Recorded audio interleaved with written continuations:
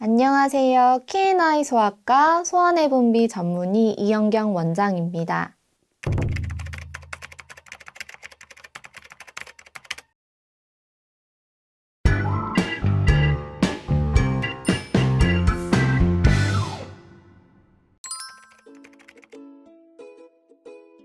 성조숙증은 사춘기가 조숙, 정상보다 빨리 나타나는 것을 말합니다.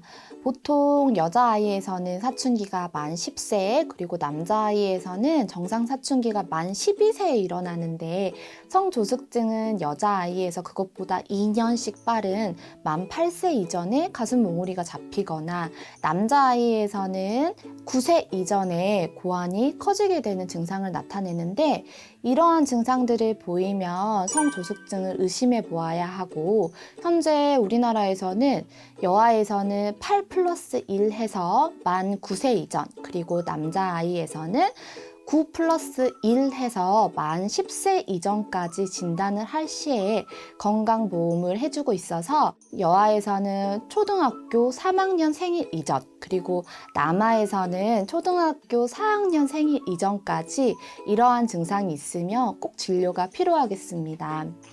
아이들이 나이가 들면 자연적인 발달을 보이는 것이 사춘기이기 때문에 성조숙증 또한 여자아이들의 경우 만 9세가 가까워질수록 즉 초등학교 저학년에서 더 주의 깊은 관찰이 필요하겠습니다.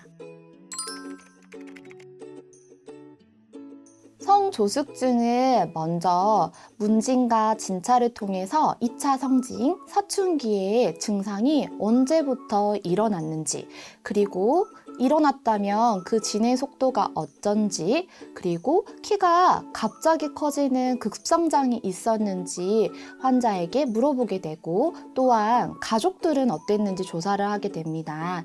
그 이후에 환아의 키와 몸무게들을 측정을 하고 좌측 수부 및 수금골, 좌측 손을 엑스레이를 촬영을 하여서 골 연령이란 것을 측정하게 되겠습니다.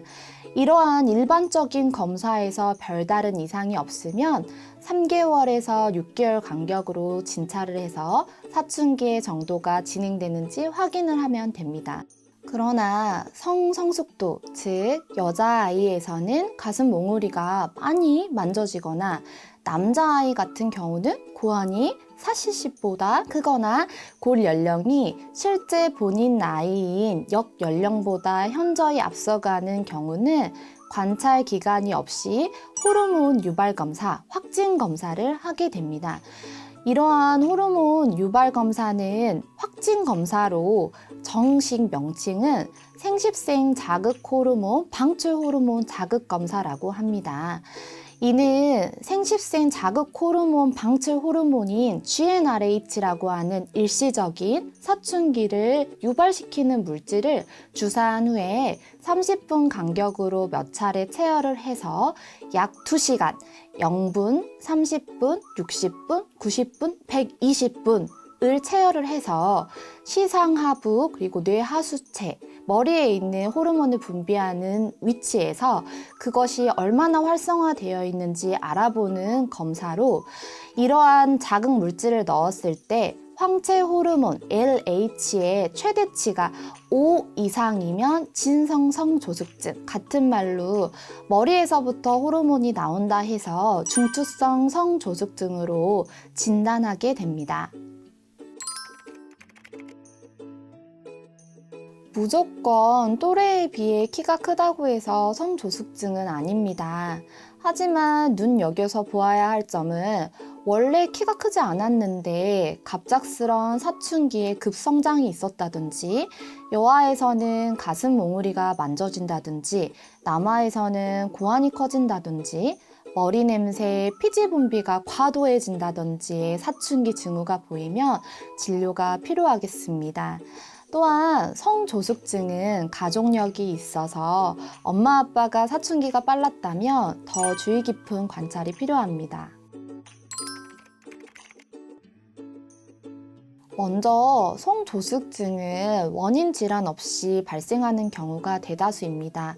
여자아이 같은 경우는 80에서 95%가 원인 질환 없이 발생하는 특발성 성조숙증이고, 남아에서는 성조숙증 환자의 50%에서 원인 질환이 발견됩니다. 그 원인 질환이라고 한다면 뇌종양이라든지 선천성 뇌기형, 그리고 수두증, 뇌염을 앓았던 환자들, 그리고 갑상샘 호르몬이 저하가 된 경우, 그리고 난소나 고환, 그리고 부신질환, 그리고 성호르몬이나 스테로이드가 함유된 약물들이 성조숙증을 일으킬 수가 있겠습니다. 비만이 심한 어린이에서 사춘기의 진행이 빠른 경향이 있어서 비만이 성조숙증의 가능성을 높이는 위험 인자이긴 합니다. 그러나 비만한 어린이라고 해서 모두가 사춘기가 빠른 것은 아니고, 그리고 비만하지 않는 아이에서도 성조숙증이 발생하기 때문에 무조건 비만이 성조숙증을 일으키는 건 아닙니다. 아닙니다. 우선 특정 식품, 특히 어머님들이 콩을 피하라 라고 하는 말씀을 굉장히 많이 해주시는데요. 콩류에는 여성 호르몬과 유사한 식물성 에스트로겐이 많이 함유가 되어 있긴 하지만, 이러한 물질이 사춘기 시작에 영향을 주는지는 명확하게 밝혀지진 않아서 콩류를 무조건 피하는 것은 맞지가 않습니다. 또한 여러 가지 환경 호르몬들이 사춘기를 앞당길 수 있다는 가능성들이 제기되고 있는데, 아직은 그 인과관계가 확실하게는 규명되지 않아서 식이요법으로 성조숙증이 예방되지는 않습니다. 따라서 특정 식품에 대한 과도한 걱정이라든지 과도한 조절은 오히려 해가 될 수 있습니다.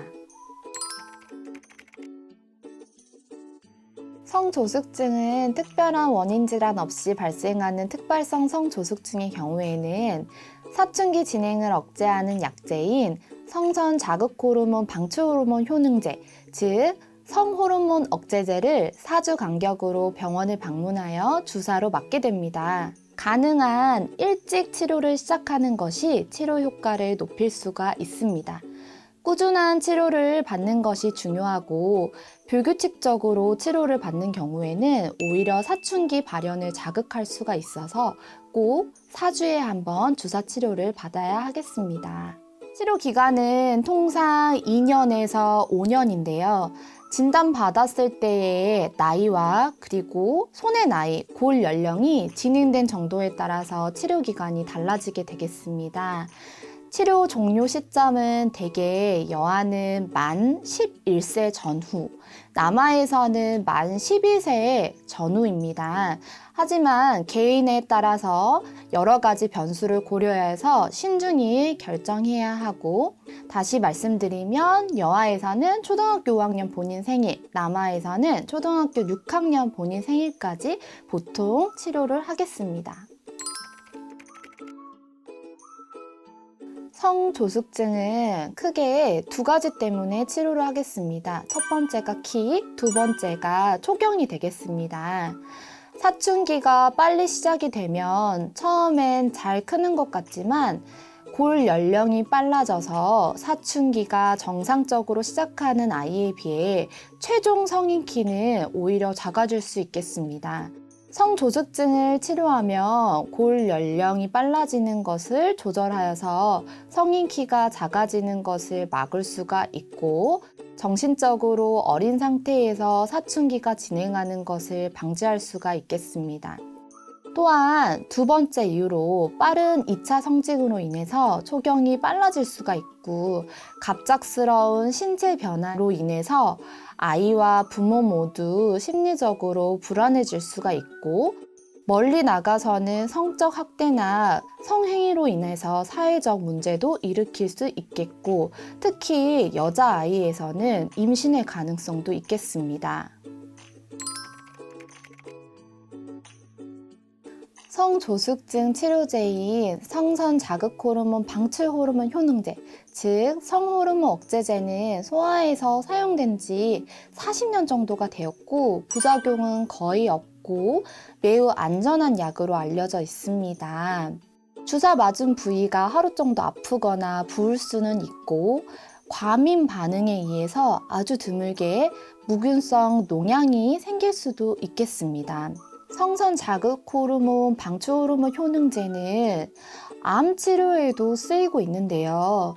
성호르몬을 낮춤으로써 유방암이나 전립선 암 세포 증식을 억제할 수 있어서 유방암이나 전립선 암 치료에도 사용되는데 성조숙증하고는 무관하게 일반적인 항암제가 유발하는 독성이나 부작용과는 무관합니다.